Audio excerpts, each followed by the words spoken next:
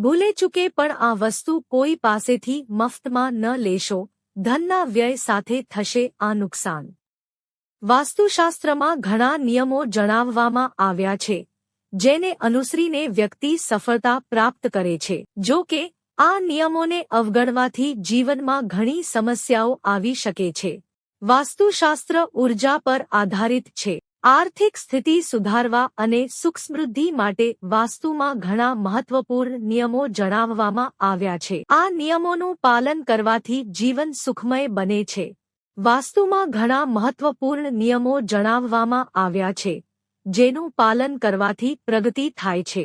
આ નિયમોને અવગણવાથી જીવન મુશ્કેલીઓથી ભરેલું બને છે. વાસ્તુ અનુસાર કેટલીક વસ્તુઓ કોઈની પાસેથી મફતમાં પણ ન લેવી જોઈએ કારણ કે તે જીવનમાં દરિદ્રતા આવે છે. 1. મીઠું. વાસ્તુશાસ્ત્રમાં મીઠાનો સંબંધ શનિ સાથે છે. મીઠું ક્યારેય મફતમાં ન લેવું જોઈએ. જ્યોતિષ અને વાસ્તુમાં મીઠાને શનિ સાથે સંબંધિત માનવામાં આવે છે. એવું માનવામાં આવે છે કે કોઈ વ્યક્તિ પાસેથી મફતમાં મીઠું લઈને તેનો ઉપયોગ કરવાથી વ્યક્તિ પર દેવાનો બોજ વધી જાય છે.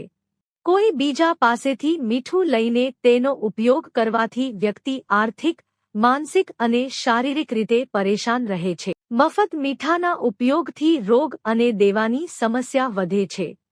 2. રૂમાલ. કોઈની પાસેથી મફતમાં રૂમાલ લેવો અથવા તેનો ઉપયોગ કરવો તમને મોંઘો પડી શકે છે. મફતમાં લીધેલા રૂમાલનો ઉપયોગ ઝઘડાનું કારણ બની શકે છે. એવું માનવામાં આવે છે કે તમે જેની પાસેથી રૂમાલ મફતમાં લીધો છે તે ભવિષ્યમાં તમારા સંબંધો બગાડી શકે છે. મફતમાં આપવામાં આવતા રૂમાલનો ઉપયોગ કરવાથી પરિવારના સભ્યો વચ્ચે મતભેદ વધે છે. લોકો વચ્ચેના પરસ્પર સંબંધો પણ બગડવા લાગે છે.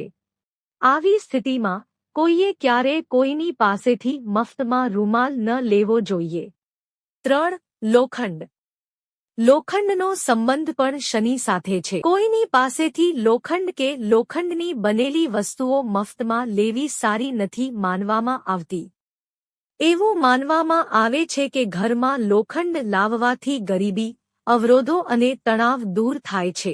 આયર્નનો મફતમાં ઉપયોગ કરવાથી જીવનમાં એક પછી એક સમસ્યા આવે છે, જેના કારણે જીવનમાં આર્થિક સ્થિતિ પણ પ્રતિકૂળ થવા લાગે છે. તેથી, જો તમે ઈચ્છો તો પણ તમારે ક્યારેય મફતમાં લોખંડનો ઉપયોગ કરવો જોઈએ નહીં. 4. સોય.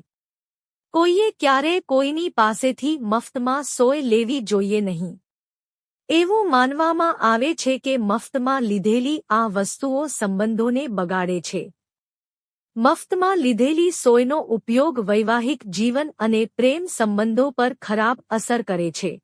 મફત સોય પણ આર્થિક નુકસાન કરે છે. તેથી, જો તમને જરૂર હોય તો તમારે સોય જાતે ખરીદવી અને તેનો ઉપયોગ કરવો જોઈએ.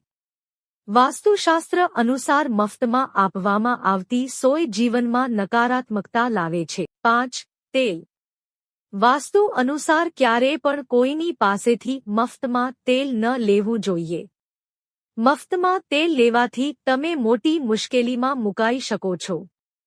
મફત તેલ તમને આર્થિક નુકસાન પહોંચાડી શકે છે. મફતમાં તેલ લેવાથી તમારી આર્થિક સ્થિતિ પર પણ નકારાત્મક અસર પડે છે. તેલનો સીધો સંબંધ શનિદેવ સાથે છે. એવું માનવામાં આવે છે કે તેલનો મફતમાં ઉપયોગ કરવાથી જીવનમાં ગરીબી આવે છે.